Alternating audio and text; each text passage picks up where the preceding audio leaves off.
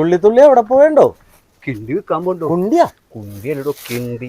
ചെവിയും കേൾക്കൂല, കണ്ണും കടൂല. എന്നാലും നാട്ടുകാരുടെ വിശേഷമൊക്കെ അറിയണം. കിണ്ടി ഉണ്ടല്ലോ മോനെ കൊടുക്കാൻ. കിണ്ടിയാ? ആ മോനെ എടുത്തിട്ട് കാശിങ്ങടാ മോനെ. ഇതെന്തൊട്ടത്? ഇത് വലിയ സംഭവം ഒന്നല്ലത്.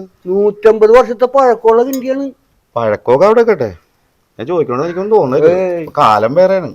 ഞാൻ ഇവിടെ അടിച്ചിട്ടുണ്ടെന്ന് പറഞ്ഞാണ് ഈ സാധനം. ഇതെന്റെ സ്വന്തം കുണ്ടി കിണ്ടി. താൻ എന്താ വല്ല ഉദ്ദേശിക്കുന്നത്? താമോനെ മോനിക്കറിയാലോ അതിന്റെ ഇതൊക്കെ.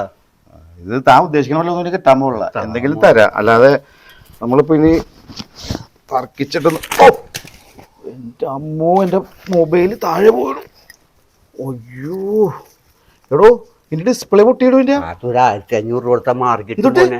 ഇത് ഐഫോണാണോ? ഡിസ്പ്ലേ 1500 അതല്ല. ഇത് ഐഫോണാണ്. 10-30,000 രൂപ ഡിസ്പ്ലേ. മോനെ ഒരു കോൾ വന്നു മോനെ. അയ്യോ കിട്ടിയാ? കട്ട് ചെയ്തോ, ഇപ്പൊ തന്നെ എത്തിയേക്കാം. ശരി മോനെ. ഇനി അവൻ അനുഭവിച്ചോളൂ കിടന്ന്. എന്തോ വണ്ടി പോയണ്ട എന്റെ വരി ഇങ്ങനെ ഇരിക്കണം.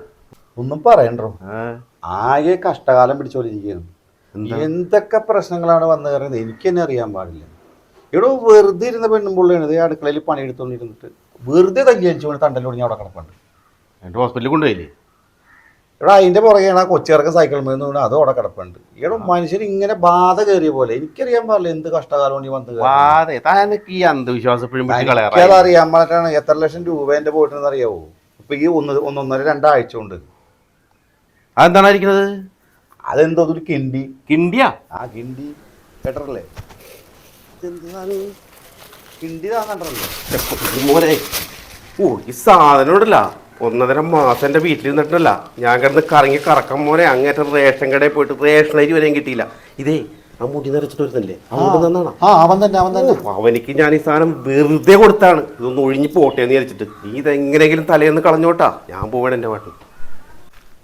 മോനെ മോനെ